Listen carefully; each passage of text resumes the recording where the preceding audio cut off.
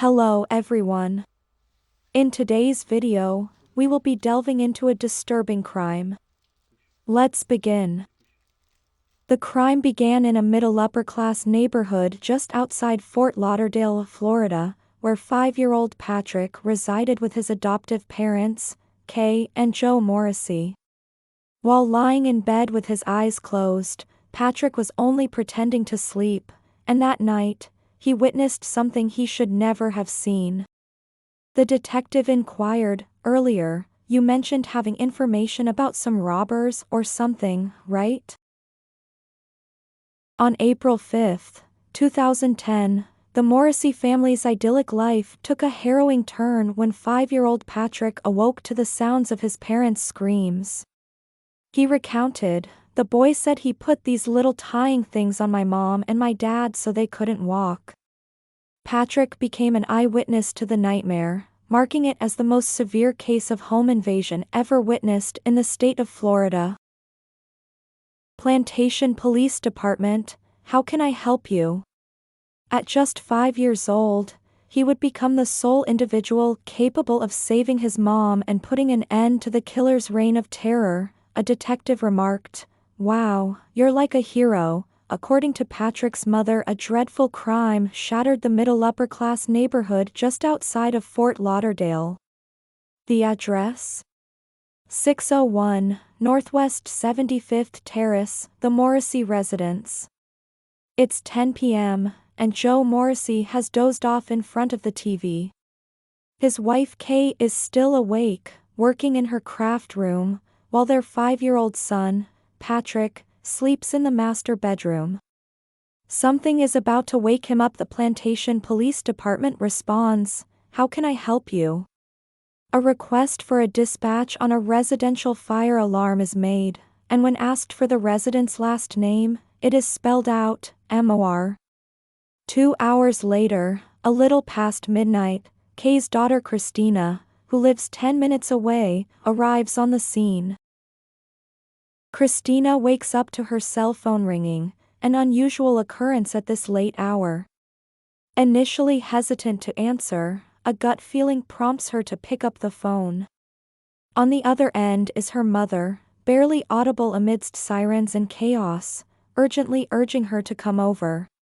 Christina arrives to find the road blocked off.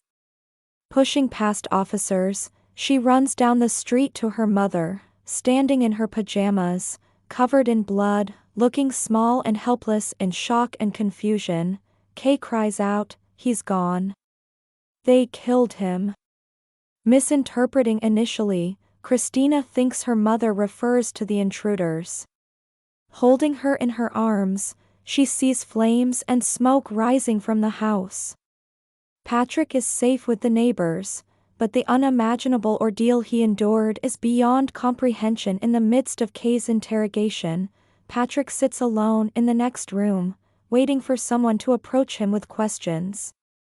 The detective suggests starting with.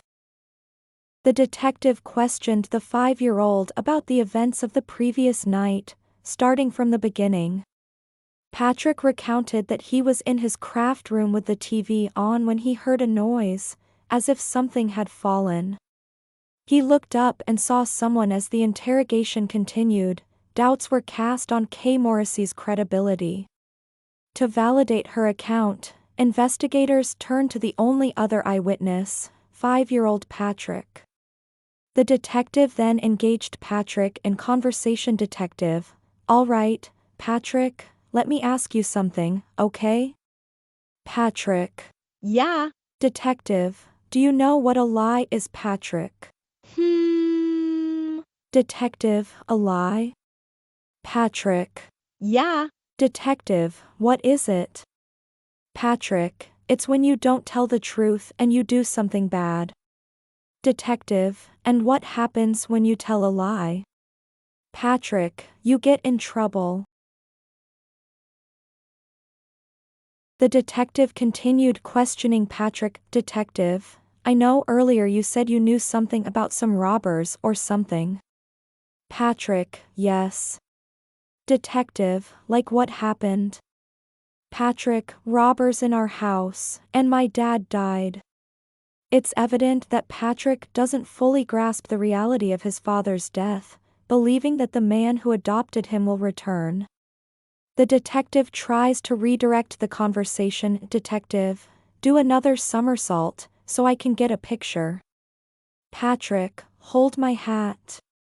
The detective reflects on the hands-on relationship between Patrick and his father, emphasizing the father's involvement in Patrick's life. Detective, did you see, were you awake when this happened or were you sleeping? Patrick, sleeping. But I woke up myself. Detective, oh. Yeah. And when you. And he put a gun on my mom and dad's head. The scene shifts to Randy Tundador, a 43-year-old father of 2 boys, sitting at home when Detective Kendall from the Plantation Police Department knocks on his door. The mention of a lawsuit and a professional tenant adds an intriguing layer to the unfolding narrative. He realizes that the person Kay witnessed that night is not the same man as before. The detective inquired about the name, to which Randy Tundier responded, T-U-N-D, as in David, I-D-O-R. With no other leads to pursue in identifying another suspect, Kendall must depend on the information provided by Kay. The interrogation at the Tundador residence was documented. On discovering that Randy Tundador Jr. has an outstanding warrant for parole violation, the police inquire with his father about his whereabouts. As they begin reading Randy his rights, he expresses curiosity about the recording equipment.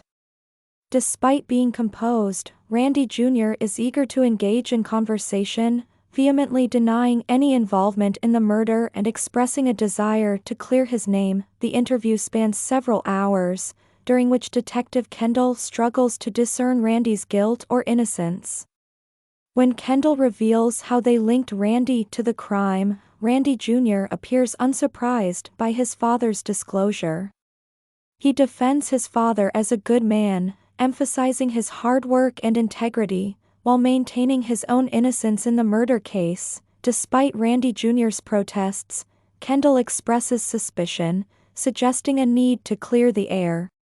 The news reports that the person of interest in the professor's murder is in police custody, and Tundador's father, though shocked, declares his unwavering support for his son. The investigation appears to reach a standstill, facing challenges in finding a way forward. The investigation has hit a dead end, as the police struggle to place Randy Tundador Jr. at the crime scene. According to Kay Morrissy, there was another individual present that night who communicated through a two-way radio.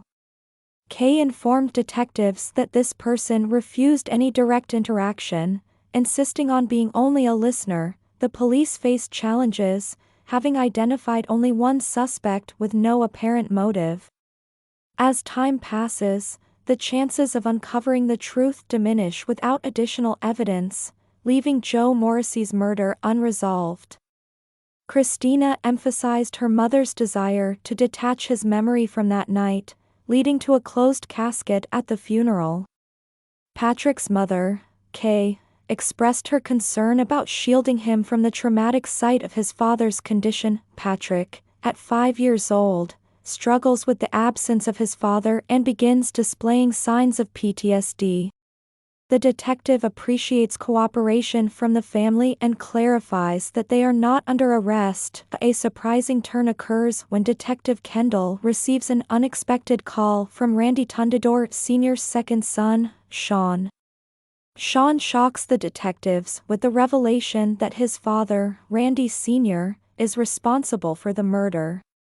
Despite acknowledging Randy Jr.'s questionable character, Sean firmly states that his brother is not capable of murder. This revelation significantly alters the course of the investigation, as Sean claims that Randy Sr. watched the news on the morning of the incident. Sean informed the detective about the news headline regarding a murder in Plantation early that morning. Randy Sr.'s reaction was suspicious. He got up and went to the back porch to smoke a cigarette. Trusting his instincts, Sean confronted his brother Randy Jr., who directed him to talk to their father. Upon approaching Randy Sr., Sean asked if he had seen the news. In a chilling response, Randy Sr. warned Sean to keep quiet, threatening harm if he spoke up. Sean, alarmed by the situation, recalled that he knew something was wrong the moment he saw the news headline, suspecting his family's involvement. When Sean questioned his father about the incident, Randy Sr.'s callous words, "A dead man can't evict me," left Sean disturbed. Despite Randy Sr.'s portrayal as a good man and hard worker, Sean felt compelled to ensure justice prevailed. He expressed his determination to protect his father from jail because of love. The narrative takes a shocking turn when Sean, unaware that Randy Jr. is about to confess, decides to come forward against his father. The detective, confronting Randy Jr., accuses him of lying and reveals that their father is crying outside. Randy Jr. denies committing the crime, raising doubts about his possible sacrifice to shield his father. In the midst of the turmoil, Randy Sr. declares his love for his son and vows unwavering support. Meanwhile, Sean, driven by a desire for truth and justice, recounts the past abuse inflicted by his father, known as Rampage or Scarface. He expresses his determination to ensure his father faces the consequences for his actions. Sean proposes a plan to the detectives, suggesting that he could gather evidence against his father with a wire. The detectives agree and provide Sean with a recording device hidden inside a car key. In a tense confrontation at home, Sean activates the recording device, recalling the threat Randy Sr. had made, as he seeks to uncover the truth about the murder. In the face of his father's chilling threat, "You need to shut up because I'll kill you if I have to," Sean, though fearful, remained resolute in seeking justice for the harm his father had inflicted on the family. Over a tense 2-hour period, Sean skillfully questioned his father, pretending to be genuinely concerned for both his well-being and his brother's. His goal was clear: to extract information that would incriminate his father and bring him to justice.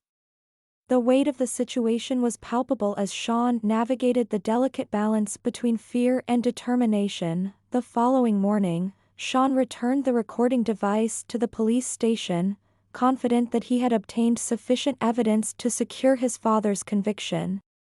However, the suspense builds as investigators attempt to download the audio files, unveiling a crucial question: did the device capture the incriminating conversation? The unfolding mystery leaves everyone on edge, waiting to discover the contents of the recording and whether Sean's courageous efforts have indeed provided the evidence needed to bring justice to the family torn apart by the heinous crime. Finally, as the audio unfolds, the conversation between Sean and his father reveals a chilling truth. The police are on the verge of exposing the real mastermind behind the murder. On the fateful night of April 5, 2010, it becomes clear that Randy Tundador Sr. orchestrated a sinister plan. He approached his eldest son, Randy Jr., a young man yearning to earn his father's approval, and manipulated him into breaking into Joe Morrissy's house. Sean recounts the disturbing details. Randy Sr. produced $100 worth of crack and urged Randy Jr. to consume it. Once under the influence, Randy Sr. coerced his son, now in a vulnerable state, into believing they could rob a customer's house to obtain cash for more drugs. Sean emphasizes the manipulation, highlighting that the instructions were not given to his brother, but to someone caught in the grips of addiction. The revelation paints a sinister picture of Randy Tundador Sr.'s role as the true instigator behind the crime, exploiting his son's vulnerabilities for his own malicious agenda. The pieces of the puzzle are falling into place, uncovering a dark and calculated plan that led to the tragic events of that night. Investigators search the premises of the shop called Gator Tint, owned by Randy Tundador Sr. They make significant discoveries that further link him to the crimes. Beyond recovering the computer stolen from the Morrissy house, they find zip ties recently disposed of in the trash container. During the investigation, Kay reveals to the detective that Randy Sr. had tied both her and her husband's hands. They uncover additional incriminating evidence, including an empty box of a hunting knife, two-way radios similar to the ones used by the killer, and foreign currency bills found in a bucket, the same currency declared stolen from the Morrissy residence. Kay recounts how Randy Sr. had a device that beeped and allowed him to communicate, similar to the two-way radios used in the crime. She recalls him demanding the wallet during the incident. The discovery of gloves further supports the notion that the perpetrator took precautions during the crime. In the parking lot, burnt marks on the ground suggest an attempt to dispose of potential evidence. The accumulation of these findings strengthens the case against Randy Tundador Sr. As a result, a warrant is issued for his arrest, and he is taken into custody. Detective Kendall shares the news with Kay that both Randy Tundador Sr. and his son Randy Jr. are now in custody, awaiting trial. Kay expresses her determination to be present during the trial, not just for Joe but also for Patrick, as she seeks justice. The trial unfolds with the presentation of facts and evidence surrounding the murder of Joseph Morrissy and the attempted murder of his wife and son. Although Patrick, being too young to testify, doesn't appear in person, the jury is shown footage of his interrogation, offering a glimpse into the harrowing experiences the family endured. The courtroom becomes the stage for justice, where the full extent of the family's ordeal begins to come to light. This narrative outlines a harrowing account of a family's traumatic experience leading up to the murder of Joseph Morrissy. The details provided are gripping and set the stage for a potentially intense legal case. Here's a breakdown. 1. Introduction of the case. The case involves the murder of Joseph Morrissy and the attempted murder of his wife and son. Patrick, the son, is too young to testify, but the jury is shown his interrogation footage. Point 2. Patrick's ordeal. The story begins 2 years earlier on the night of April 5. Patrick is awakened by screaming in the family room and is alone in his parents' bed. His parents are pleading with a stranger, and Patrick is terrified. The stranger leaves after some time, and Patrick stays frozen with fear. Patrick hears footsteps outside his window but doesn't look, hiding under the blanket. His parents return but are forced into the master bedroom with towels on their heads, and they are tied up. Point 3. Communication between Patrick and his father. Patrick is in the same room as his parents but hidden from their view. His father, Joe Morrissy, speaks to him calmly despite the danger. Point 4. Last words of Joe Morrissy. Joe Morrissy speaks his last words to his son, asking him calmly about something. Point 5. Escalation of the situation. The perpetrator instructs Joe Morrissy to go with him, leading to the climax of the situation. The provided details create a suspenseful and tragic scenario. The legal proceedings will likely focus on how this traumatic event unfolded and who is responsible for the heinous acts against the Morrissy family. Patrick's testimony, even at a young age, becomes crucial in revealing the events leading up to the murder and attempted murder. The story sets the stage for a compelling legal investigation and trial. The continuation of the narrative reveals further tragic and dramatic events, as well as unexpected twists. Joe Morrissy's final moments.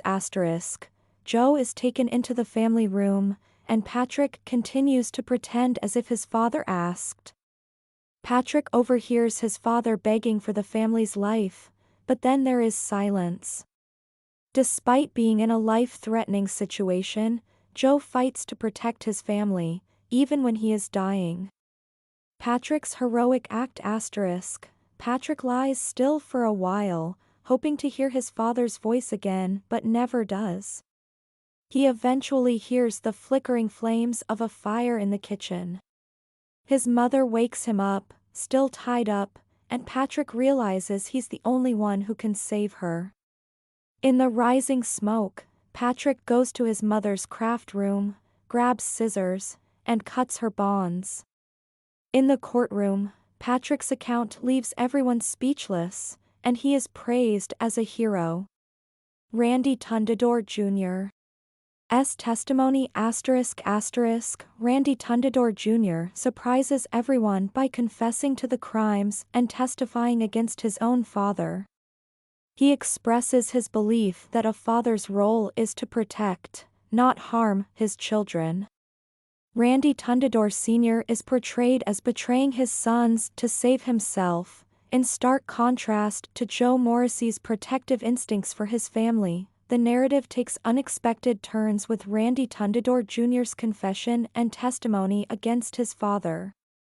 This adds complexity to the legal proceedings and raises questions about the motivations behind the crimes.